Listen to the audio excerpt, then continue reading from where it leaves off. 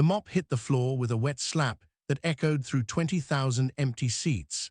James Wilson froze mid-song, his weathered hands still gripping the handle as if it could somehow make him invisible. But it was too late.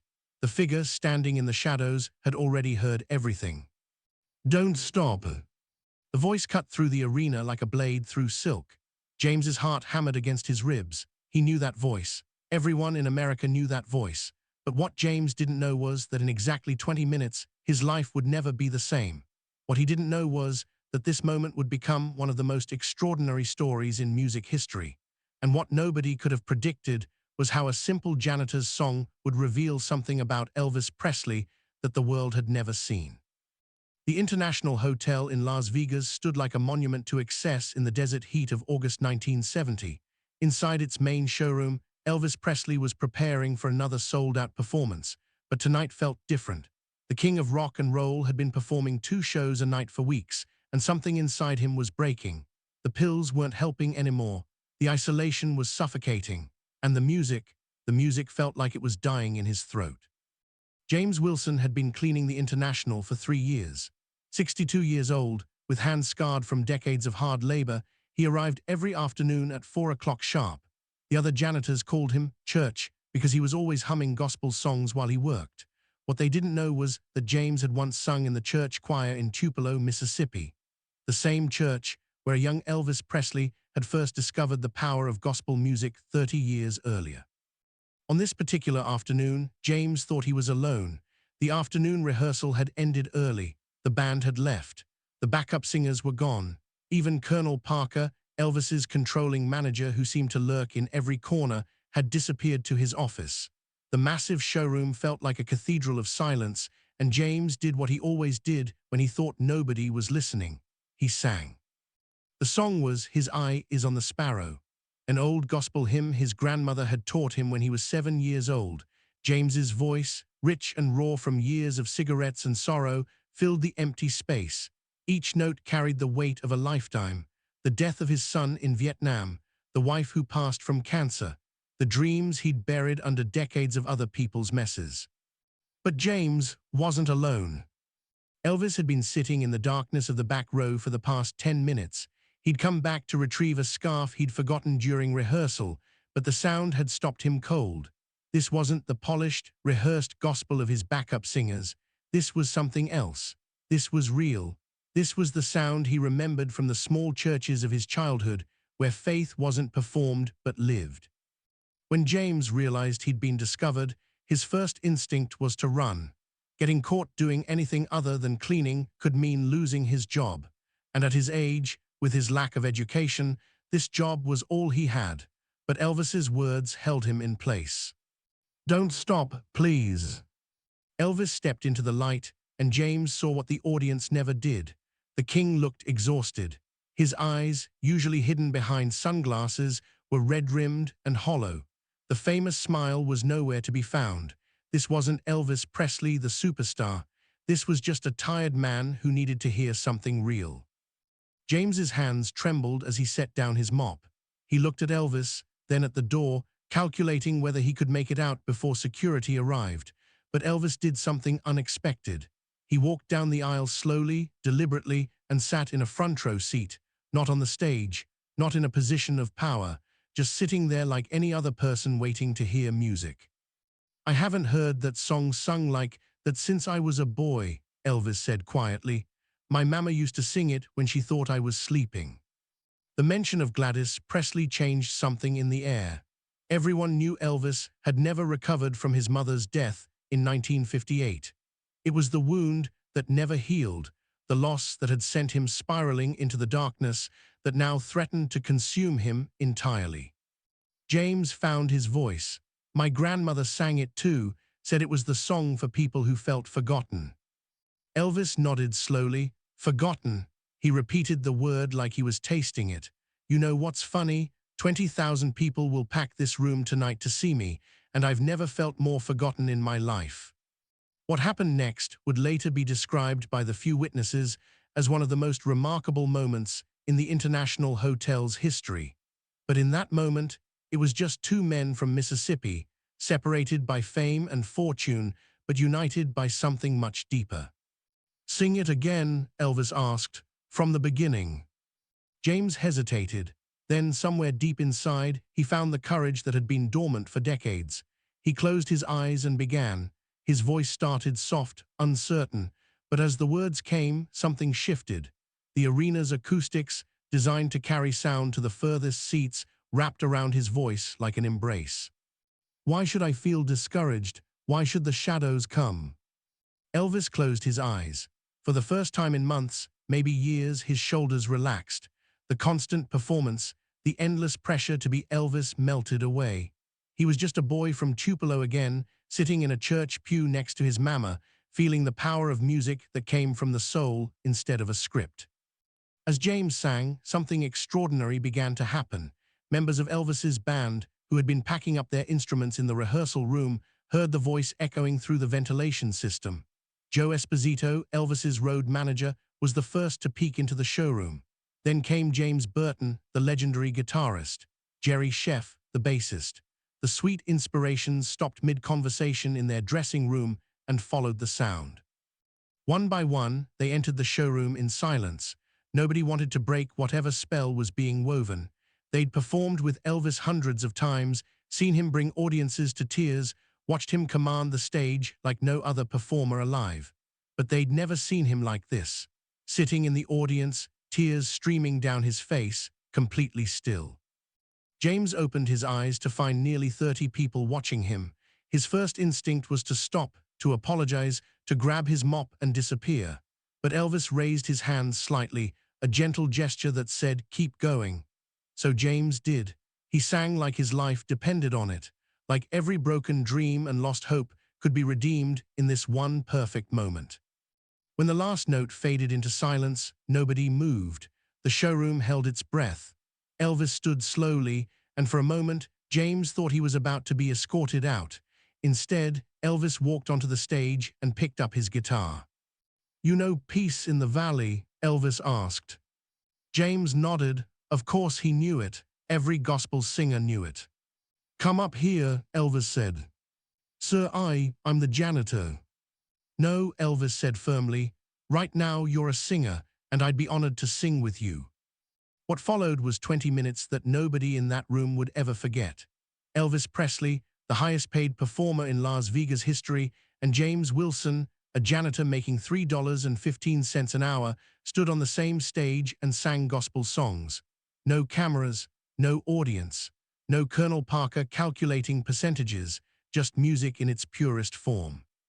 They sang Amazing Grace. They sang Swing Low, Sweet Chariot. And when they sang Stand By Me, the old Ben E. King version, but done gospel style, several members of the band couldn't hold back their tears. This was the Elvis they remembered from the early days, before the movies and the machinery, when music was about connection, not commerce. Charlie Hodge, Elvis's friend and stage assistant, would later say it was like watching Elvis wake up from a long sleep. The joy on his face was genuine, unforced. When James hit a particularly powerful note in Precious Lord, Elvis actually laughed. Not his practiced stage laugh, but the real, spontaneous joy of a man remembering why he fell in love with music in the first place. As they sang, word spread through the hotel. Dancers, stagehands, even some of the casino workers crept into the showroom. They stood in the shadows, witnesses to something they couldn't quite explain but knew was special. Bobby Morris, the orchestra conductor, would later describe it as church breaking out in Vegas. When they finally stopped, the small crowd erupted in applause, but Elvis wasn't done. He turned to Joe Esposito and said something that would send shockwaves through his entire management team. "I want him to open for me tonight." The room went silent. Colonel Parker, who had somehow materialized in the back of the room, looked like he was about to have a heart attack. Opening acts were carefully chosen, contracts were involved, and everything went through proper channels. You didn't just put a janitor on stage at the International Hotel. "Elvis," Joe started carefully, "I don't think the Colonel will." "I don't care what the Colonel thinks," Elvis interrupted. His voice had an edge to it now, a hint of the fire that had been missing for so long. "This man just reminded me why I started singing in the first place. He's going on that stage." James was shaking his head. "Mr. Presley, I appreciate it, but I can't. I got work to do, floors to clean." "The floors can wait," Elvis said. Then softer, "Please, do this for me." There was something in the way he said it that made everyone realize this wasn't just about music. This was about Elvis trying to find his way back to something he'd lost, maybe something they'd all lost in the machinery of fame. The argument that followed between Elvis and Colonel Parker was legendary. Staff members could hear the shouting from 3 floors away. Parker threatened to cancel the show. Elvis threatened to fire Parker. In the end, a compromise was reached. James would perform one song, just one, before the official opening act. As showtime approached, James stood in a dressing room that was bigger than his entire apartment. Someone had found him a clean shirt and pressed pants. Elvis had sent over his personal barber to trim James's gray hair. Looking in the mirror, James didn't recognize himself. For the first time in decades, he looked like the young man who'd once dreamed of singing professionally before life had other plans. Elvis knocked on the door and entered. He was in his full stage outfit now, the white jumpsuit that would become legendary, but his demeanor was different, calmer, more present. "You nervous?" Elvis asked. "Terrified," James admitted. "Good means it matters." Elvis paused, then pulled something from his pocket. It was a simple silver cross on a chain. "This was my mama's. I want you to wear it tonight." James's hands shook as Elvis placed the chain around his neck. "I can't take this." "You're not taking it, you're borrowing it. But while you're wearing it, remember something. That audience isn't there to judge you. They're there to feel something. And brother, you know how to make people feel." At exactly 8:15 p.m., James Wilson walked onto the stage of the International Hotel. The spotlight hit him like a physical force. 20,000 faces stared back at him. His knees felt like water. His mouth went dry. For a moment, he considered running. Then he felt the weight of the cross against his chest. He thought about Elvis sitting in that front row, tears on his face. He thought about his grandmother and her unwavering faith. He thought about his son, who'd always said his daddy had the most beautiful voice in the world. James opened his mouth and sang. The same song he'd been singing when Elvis found him. His eye is on the sparrow.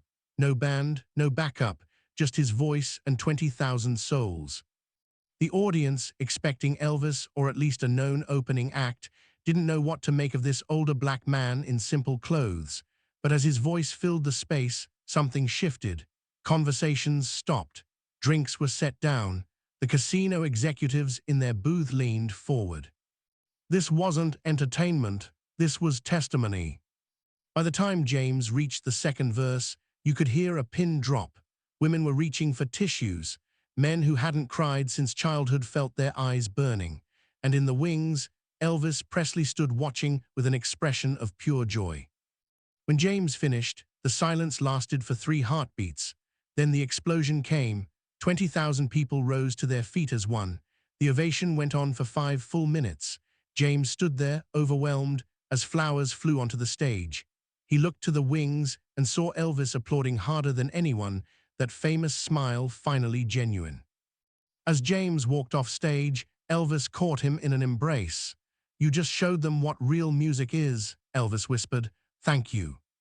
That night, Elvis gave one of the best performances of his Las Vegas years. The band members would later say he was electric, connected, alive in a way they hadn't seen in months. He even broke protocol to tell the audience about James, about the janitor who'd reminded the king what music was really about. But the story doesn't end there. The next morning, James arrived for his shift to find Colonel Parker waiting for him with a contract, not for another performance, although offers were already pouring in from other casinos. This was something else. Elvis wanted to pay for James to record an album, a full gospel album with Elvis producing and some of his band backing. James stared at the contract in disbelief. Why would he do this? Parker, who had initially opposed everything about the previous night, had an unusual look of respect in his eyes. "Because last night, you gave him something all his money and fame couldn't buy. You reminded him who he used to be." The album, recorded over 3 days at a small studio in Nashville, would become an underground gospel classic. James would go on to perform at churches across the South, never seeking fame, but finding a kind of peace in finally sharing his gift. He continued working at the International, by choice, saying the job had given him more than he could ever repay. Elvis would mention James in interviews for years afterward, calling him the most authentic singer I ever met. They stayed in touch, phone calls and letters, until Elvis's death in 1977. James sang at his funeral, the same song that had started it all, as tears fell like rain on Graceland.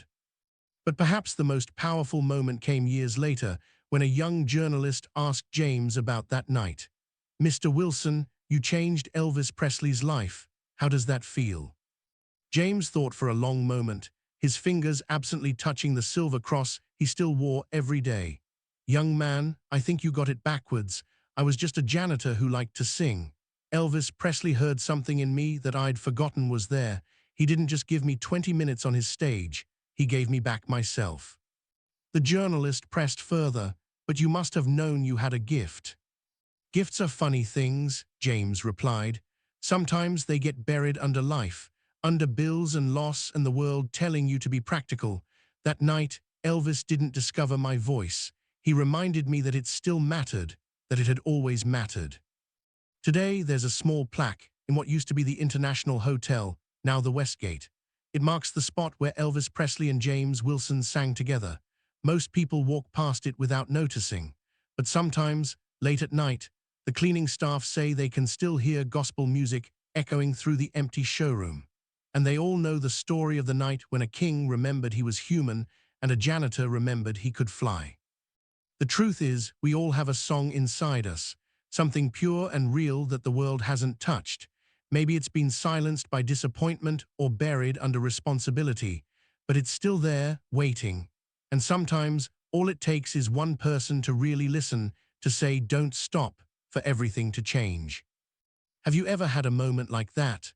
When someone saw something in you that you'd forgotten was there? When the ordinary became extraordinary because someone took the time to really listen? That's what happened in Las Vegas on that August night in 1970. Two men from Mississippi, separated by everything the world says matters, found each other through the only thing that actually does: the music, the moment, the courage to be real in a world full of performance. James Wilson passed away in 1993 at the age of 85. His funeral was standing room only. Musicians, celebrities, and hundreds of regular folks whose lives he'd touched with his music came to pay their respects. But the most moving tribute came from Priscilla Presley, who read a letter Elvis had written but never sent. "James, you probably don't know this, but you saved my life that night. I was drowning in a sea of expectations and emptiness. Your voice was the rope that pulled me back to shore. Thank you for reminding me that music isn't about the stage or the spotlight. It's about the soul. Always, Elvis."